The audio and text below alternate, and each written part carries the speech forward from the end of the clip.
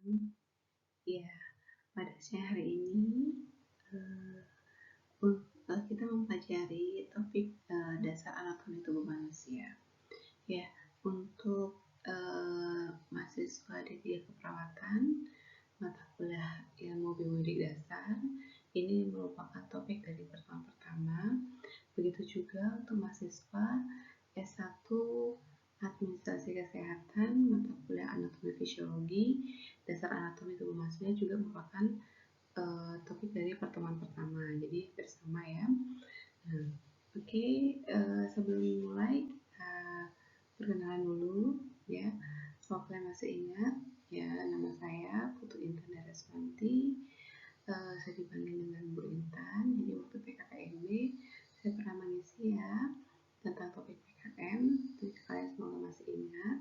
Oke, jadi siang hari ini kita mulai membahas materi tentang dasar anatomi tubuh manusia. Oke, sebelumnya perlu kalian ketahui kenapa kalian perlu mempelajari anatomi tubuh manusia. Nah, untuk mahasiswa D3 Keperawatan, anatomi itu bukan sesuatu yang penting dan bekal yang utama sebagai seorang perawat untuk mengetahui anatomi tubuh manusia, karena ini nanti berkaitan dengan pada saat kalian praktek berkaitan dengan diagnosa penyakit, kemudian pada saat kita pengkajian itu rata-rata kalau di rumah sakit sudah menggunakan bahasa anatomi atau bahasa medis. Nah, disinilah kenapa kalian juga perlu untuk mengikuti atau menguasai dari mata kuliah ilmu biomedik dasar. Sedangkan untuk mahasiswa S1 Administrasi Kesehatan, karena kalian sebagian besar nantinya akan bekerja di bidang kesehatan, baik dari BPJS di bagian BPJS Kesehatan, atau mungkin bagian asuransi, atau di rumah sakit ya di bagian administrasi medis mungkin. Nah, itu pasti akan berkaitan dengan anatomi atau bahasa-bahasa medis. Jadi perlu juga dikenalkan kepada kalian tentang materi anatomi fisiologi. Nah, dalam hal ini yaitu dasar dari anatomi. Itu oke, kita mulai di awal dari tingkat organisasi tubuh. Jadi kalau kalian tahu, kalau anatomi mungkin kalian tahu hanya secara bentuk kasarnya itu ya ini tubuh kita ini, seperti anatomi tubuh, ada kepala, ada bahu, tangan, dada, perut gitu ya, kaki dan sebagainya, itu anatomi tubuh. Tetapi eh,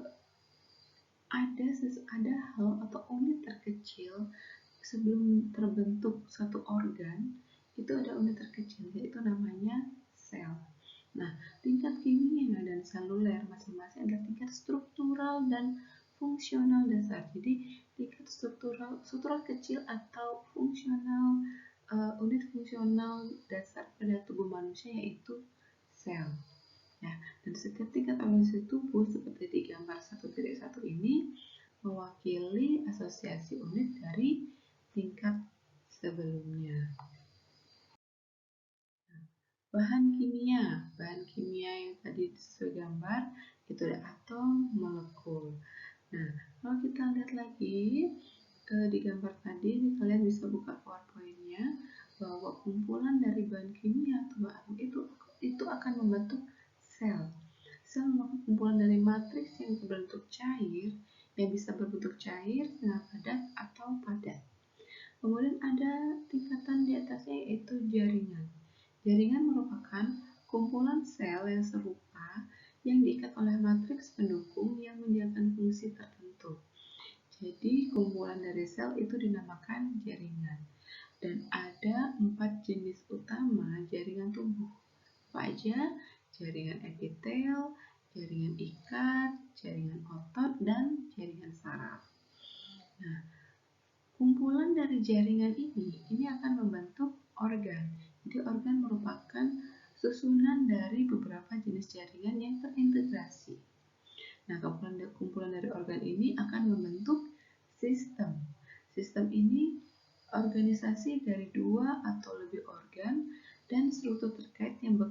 sebagai satu unit untuk melakukan fungsi umum. Jadi kumpulan dari beberapa organ ini disebut dengan sistem. Nah, kumpulan dari sistem ini membentuk organisme makroskopik yaitu tubuh manusia. Nah, ini ada beberapa contoh sistem ya. Jadi ada sistem muskuloskeletal, sistem sirkulasi, sistem pernapasan, sistem digestif. Oke, kita bahas satu-satu. Yang pertama, sistem muskuloskeletal. Sistem muskuloskeletal terdiri dari organ. Ya, seperti saya sebutkan tadi, kumpulan dari beberapa organ itu disebut dengan sistem. Nah, sistem muskuloskeletal ini itu ada tulang, ada organ kartilago, ada organ sendi, organ ligamen, otot, dan tendon. Di mana fungsinya ini untuk mendukung, melindungi, memungkinkan untuk bergerak, yang menyebabkan tubuh bergerak dan bisa menghasilkan panas tubuh. Kemudian sistem sirkulasi. Sistem sirkulasi terdiri dari organ apa aja? Ada organ jantung, pembuluh darah, limfa, limfatik. Di mana fungsi dari sistem sirkulasi ini yaitu mengangkut bahan melalui darah, mengatur keseimbangan asam basa limfatik, melindungi terhadap penyakit dan kehilangan cairan. Kemudian sistem pernapasan. Sistem pernapasan ini terdiri dari organ hidung, faring, laring, trakea, dan paru.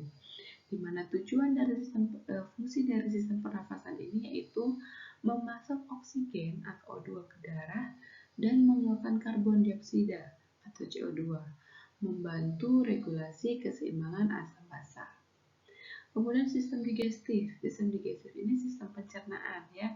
Jadi bahasa medisnya itu digestif. Nah, organ dari digestif ini yaitu lidah, gigi, faring, esofagus, lambung, usus halus, usus besar, lever, dan pankreas. Nah, fungsi dari sistem digestif ini yaitu proses makanan yang dicerna untuk penggunaan seluler. Jadi makanan yang dicerna itu akan membentuk zat-zat yang akan digunakan sel dalam melakukan fungsinya. Nah, sekarang posisi anatomi. Kalau nanti kalian silakan dalam posisi anatomi. Seperti apa posisi anatomi itu? Posisi anatomi itu secara anatomis badannya tegak, kaki sejajar dan rata di lantai, mata diarahkan ke depan, dan lengan berada di sisi tubuh dengan telapak tangan menghadap ke depan dan jari-jari mengarah ke bawah. Ya, jadi posisinya seperti ini, kalian lihat di gambar ya. Jadi posisi tangannya terbuka seperti ini, itu ada di samping. Nah, ini tangan terbuka. Kemudian posisi jari ada ke bawah. Nah, ini adalah disebut dengan posisi anatomi. Kemudian bidang anatomi tubuh. Jadi bidang anatomi tubuh itu dibedakan menjadi 3. Yang pertama bidang sagital. Bidang sagital ini membelah tubuh bagian kanan dan kiri. Jadi dibelah itu bagian kanan dan kiri itu namanya bidang sagital. Jadi tubuh dibagi menjadi 2, bagian kanan dan bagian kiri. Atau bidang sagital ini dikenal juga dengan mid sagital atau bidang median. Nah, yang kedua yaitu bidang koronal atau frontal. Di sini membagi tubuh menjadi bagian anterior dan posterior. Di anterior bagian depan dan posterior. Jadi kalau tubuh ini dibagi 2 seperti ini, jadi ada bagian depan dan ada bagian belakang. Nah, yang ketiga ini bidang transversal atau horizontal. Jadi membagi tubuh menjadi bagian superior dan inferior. Superior ini bagian atas, jadi abdomen ke atas atau perut ke atas itu namanya superior, perut ke bawah namanya inferior. Ya, jadi kalian harus tahu ya, 3 bidang utama ini ada bidang apa aja, ada bidang sagital, koronal, dan transversal. Daerah tubuh utama. Untuk mengidentifikasi dan menemukan wilayah tubuh utama, daerah tubuh utama itu ada kepala, leher, batang tubuh, ekstremitas atas. Nah, ekstremitas ini merupakan anggota gerak. Ekstremitas ekstremitas ada dua, ekstremitas atas yaitu tangan dan ekstremitas bawah yaitu kaki.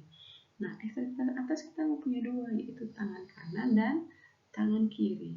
Begitu juga dengan ekstremitas bawah, yaitu kaki kanan dan kaki kiri. Nah, untuk batang tubuh itu sering dibagi menjadi torak dan abdomen. Jadi torak itu dada, abdomen itu perut.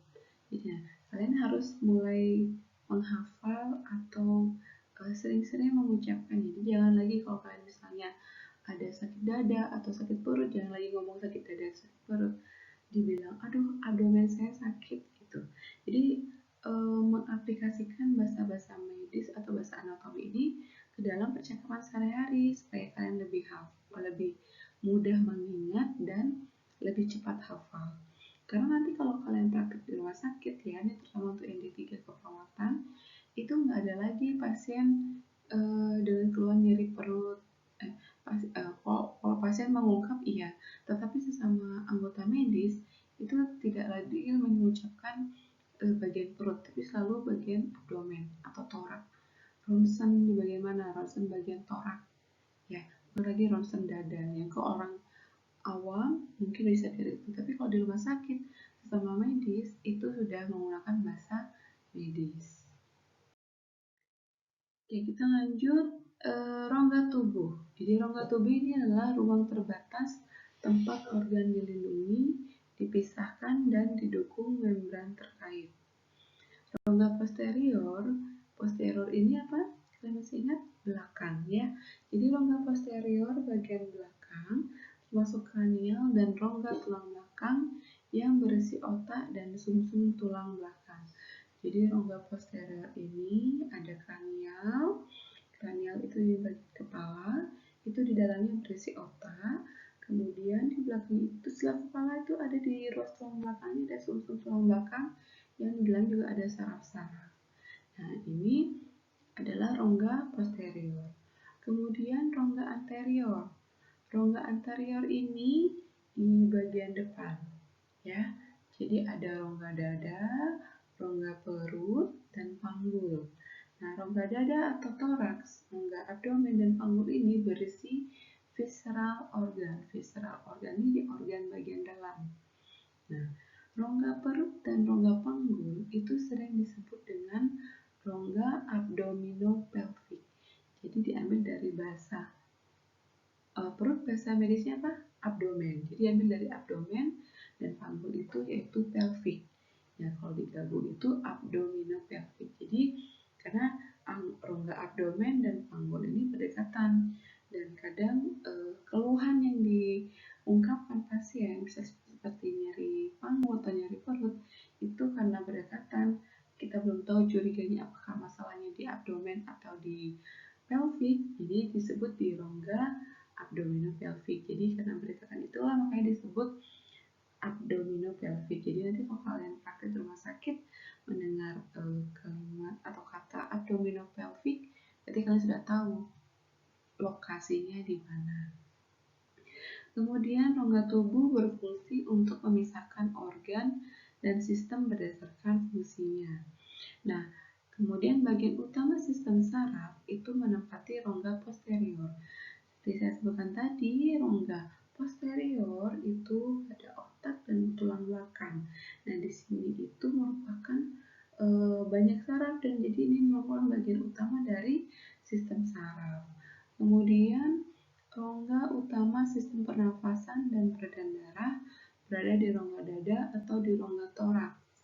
Jadi di rongga dada atau toraks ini ada sistem pernafasan yaitu organ paru-paru dan peredaran darah yaitu dari jantung. Nah, itu ada di rongga dada. Kemudian organ utama pencernaan atau sistem digestif tadi ya, digestif itu ada di rongga perut. Ya, di pencernaan itu ada usus, ada lambung, ada liver, pankreas ya. Itu ada di rongga perut. Kemudian ada organ reproduksi, itu di rongga panggul. Rongga panggul ya, ada organ reproduksi seperti rahim, ya, uterus ya. Bahasa medisnya rahim itu uterus, kemudian ada tuba falopi dan sebagainya itu ada di organ reproduksi itu ada di rongga panggul. Ya, ini gambar yang menampilkan bagian ini anterior, ini posterior ya. Ini bagian depan, di anterior ini dahi ya, head ada kepala bagian depan ya, head, neck, anterior thorax, ada breast, upper extremity di ekstremitas bagian atas ini ada dua. Kemudian ada umbilicus ini pusar, abdomen, perut, pubic area pubis, kemudian palmar surface di permukaan telapak tangan ya, bagian dalam ya.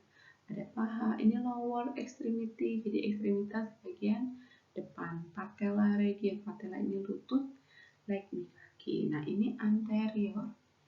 Yang sebelah kiri ini anterior. Nah yang sebelah kanan ini adalah posterior. Nah, ini adalah ada beberapa istilah anatomi. Nah, ini untuk kalian terutama yang keperawatan ini harus hafal dan harus selalu diingat karena nanti kalau kalian praktek di rumah sakit istilah anatomi ini yang akan sering diucapkan. Jadi ketika dokter atau perawat senior sedang mengucapkan istilah anatomi ini, kalian harus langsung nyambung. Oh, yang dimaksud ini dextra, lateral, posterior, anterior. Kalian tahu di bagian mana.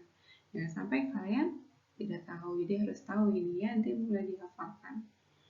Nah, istilah yang pertama superior. Superior ini menuju ke atas atau menuju ke kepala. Contohnya toraks superior dari abdomen. Jadi dada lebih tinggi dari abdomen. Kemudian dari inferior. Inferior ini menjauh dari kepala menuju ke bawah. Kaki inferior daripada di kaki lebih bawah dari dan. Kemudian anterior. Tadi disebutkan ya, anterior itu depan, posterior itu belakang. Kemudian ada medial, medial atau garis tengah tubuh. Kemudian ada lateral, lateral itu sisi tubuh. Kemudian ada internal, internal ini jauh dari rongga tubuh, bagian dalam. Ya, deep atau profunda, jadi ini bagian dalam. Kemudian eksternal atau superficial, ini bagian luar menuju rongga tubuh. Ya, kemudian ada proximal mendekati tubuh, distal menjauhi tubuh, ada visceral ini organ dalam, parietal ini dinding tubuh, kemudian ada dextra sinistra. Dextra sinistra inilah yang paling sering yang harus kalian hafalkan ya. Dextra itu sisi kanan, sinistra itu sisi kiri. Nah, jadi kalian kalau misalnya mau mengungkapkan nyeri di bagian tangan kanan, namun aduh tangan dextraku sakit gitu. Nah, jadi bahasa-bahasa ini tuh, bahasa medis atau anatomi ini harus sudah mulai kalian masukkan ke percakapan sehari-hari, bicara sama sesama teman, di ngomong telinga dextramu itu kenapa, atau telinga kaki bagian sinistramu kenapa ya. Nah, teman yang sebelumnya mungkin apa itu sinistra, nah kalian yang mengucapkan itu yang memberitahu artinya.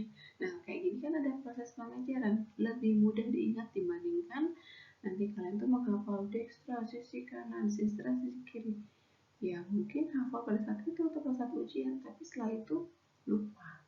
Ya, tapi biar beda kalau misalnya kalian masukkan ke dalam percakapan sehari-hari, mengucapkan dextra sinistra. Nah, contohnya ekstremitas dextra. Ekstremitas itu apa? Anggota gerak.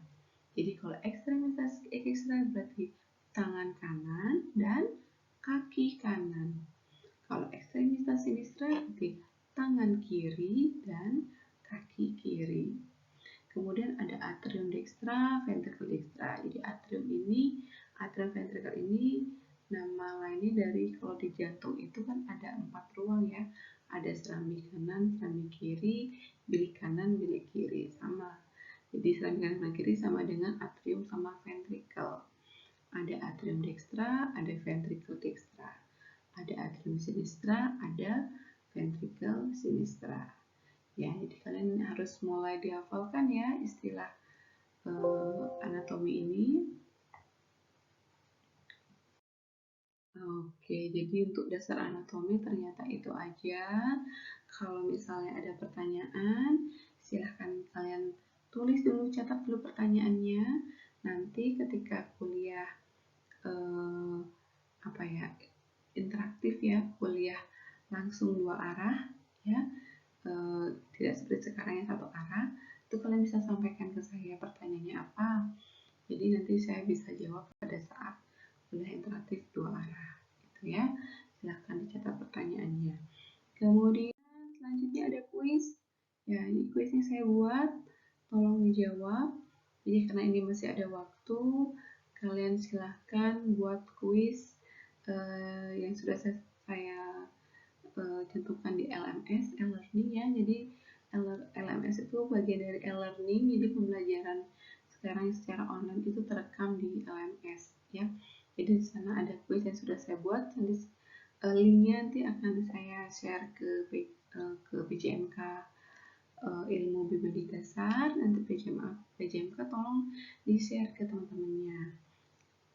Kemudian ada tugas juga, jadi kalian membuat resume ya, atau enggak salah, tugasnya itu hanya untuk sistem saja, ini bukan termasuk sistem tidak. Oke, jadi nggak ada ini ya, nggak ada tugas ya untuk topik ini. Nanti kalau sudah mau masuk topik sistem integumen, topik sistem kardiovaskuler, persarafan, reproduksi dan sebagainya, baru kalian harus membuat resume sisa tugas yang sudah saya sampaikan. Itu aja dari saya. Silahkan dikerjakan kuisnya setelah kalian selesai menonton ini. Terima kasih. Sampai bertemu di topik sel dan jaringan.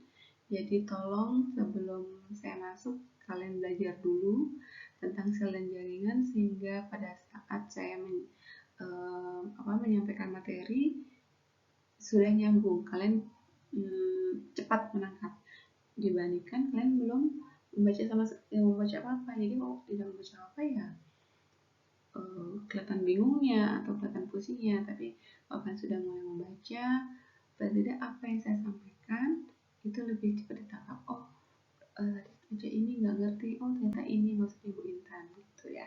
Jadi biasakan tidak hanya mata kuliah IPD aja, semua mata kuliah ketika akan mulai tolong dibaca dulu ya, materi apa hari ini tolong dibaca dulu sehingga nanti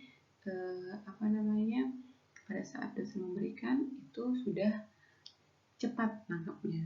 Nah, bukunya tidak seperti di SMA yang harus dibagikan buku kemudian dibaca, enggak. Jadi bebas, kalian mau cari di internet tentang sel dan jaringan boleh, ada banyak sekali PDF tentang sel dan jaringan, atau kalian punya e-book tentang sel jaringan boleh juga, atau kalian punya artikel tentang sel boleh, apapun itu boleh kalian baca tentang sel jaringan. Jadi nanti pada saat saya menyampaikan materi sel dan jaringan itu akan cepat nyambung ya. Oke, itu aja dari saya. Silakan gunakan waktunya, sisa waktunya untuk menjawab kuis. Dan jangan lupa kalian mengisi absen atau daftar hadir ya. Jadi semua harus mengisi absen yang mengikuti perkuliahan hari ini, kemudian dan mengikuti kuis. Demikian dari saya. Selamat siang.